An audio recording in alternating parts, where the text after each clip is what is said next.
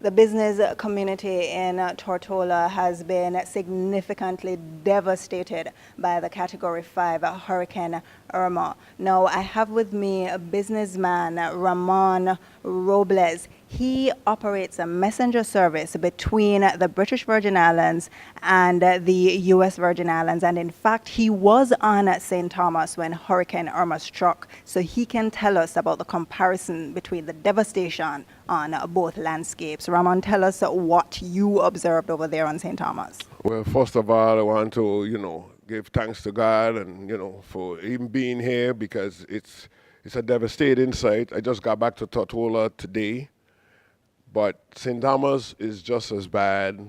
It's not as bad as Tortola because the eye basically passed over Tortola. But St. Thomas is just as devastated. The curfew down there has been heavily enforced because we have the army, we have the police, we have customs, we have all the official, what do you call it? The security and the law enforcement personnel all out there on the scene right now. And it's been real tight, and they give you from 12 p.m. to 6 p.m. every day. After 6 p.m., you can't go back on the road until 12 p.m. the next day. In Tortola, it's from 6 to 6, but down there it's from 6 to 12. So they're using the extra time to clean up the roads, to clean up, the different things so people could be able to move around. But it's causing a little havoc because by 12 o'clock, everybody's hitting the road one time out of every house, and everybody's trying to get to the gas station, get stores, get different things. So they're trying to see now if they could relax it a little bit and give people a little more time to work with, because by the time you hit 12 o'clock or 11:30, everybody's already on the road. There's no lights, there's no nothing, so the traffic is a haggle. Then the parking to try to get the gas, the lines are very long. Places are running out of gas and stuff like that, just like up here. But again, as I said, the curfew has been enforced, and they're very serious. They're locking people up, and then they're sending you either to St. Croix to Puerto Rico. And they're asking no questions. If you don't have the proper identifications and stuff to be on the road, they're locking you up.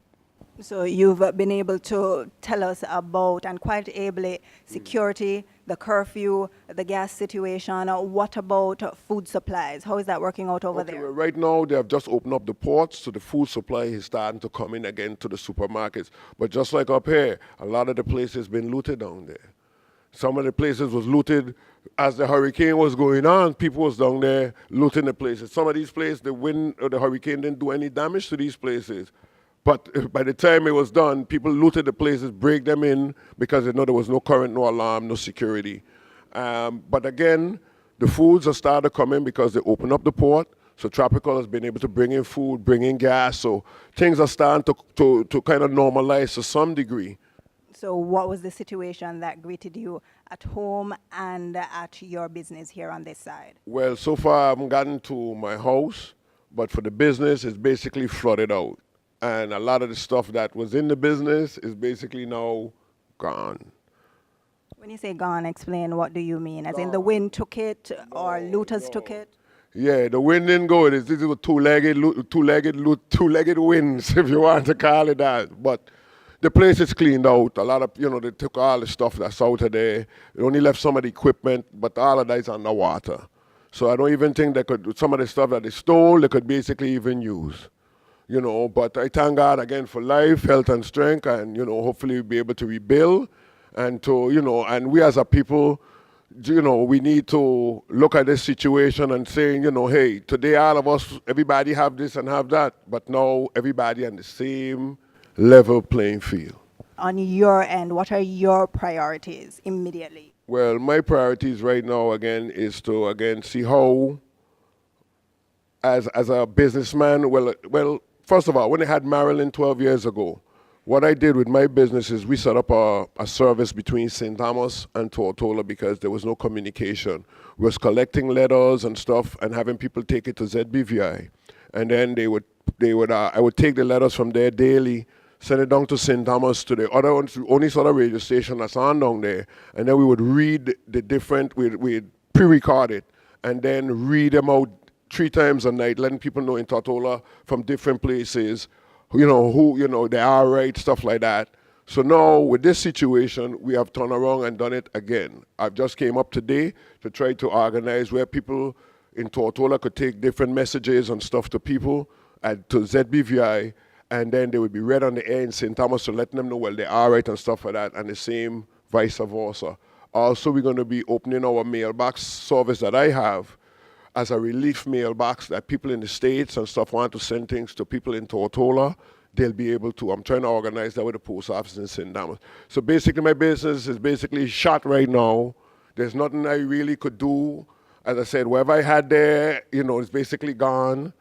But, I'm not giving up. It's a service that I, started 27 years ago to help people. And this is part of helping people, So that's what I plan to do. Try to see if I could help opening the communication between St. Thomas and Tortola a little easier till everybody could kind of get back online, get their phones and all these things back up. The Premier now speaks of the economy as what he calls a cash economy. There's no doubt that the territory must rebound. There's no doubt that the economy must rebound. But how do you see that transitioning as a businessman? What needs to be put in place?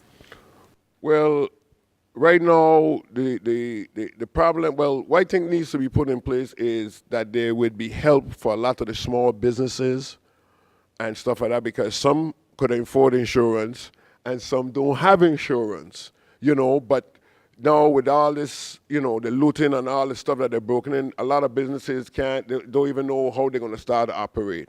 So I'm hoping that the government would be able to find some way to have some financial aid for small businesses and stuff like that want to continue to run their businesses, but to have some financial and some kind of helps that they could be able to go get some financial help to try to rebuild the business so it could help rebuild the country and put it back on its feet to where it originally was. We have a long way to go. But God is good. Everybody keep the faith and continue to pray to God, because we ain't gonna get no light and no cable and no email and all these things no time soon. So, we're gonna have to improvise and MacGyverize, meaning you have to use little things. Long ago, our parents back in the day used to tell us, oh, you gotta go wash your clothes, put it on the line, and this and that. All those old traditional things are coming right back. As they say, what does go wrong? Let's come right back around. So we right back to the old traditional days where we cooking outside, we washing our clothes by hand, machine or nothing like that. So, hey, for the young people, this is how life really is. From back in the day to now. Y'all been having it easy, but now, this is where, y'all gonna see what a lot of things your parents and grandparents been telling you for years, you're gonna see come to fruit right now. I'm now with Mr. Verlin Crabbe. He's the owner of Bowlers, a popular and huge department store that sells from a pin to an anchor in Rotown here on Tortola in the British Virgin Islands. Mr. Crabbe, what was the impact? We have seen it, but tell me for yourself, what was the devastating impact of Irma on your operations? I don't know if you can explain it. The impact is so severe. It's beyond explanation. It is serious. We had 3 floors actually blown off. The product was captured in the building.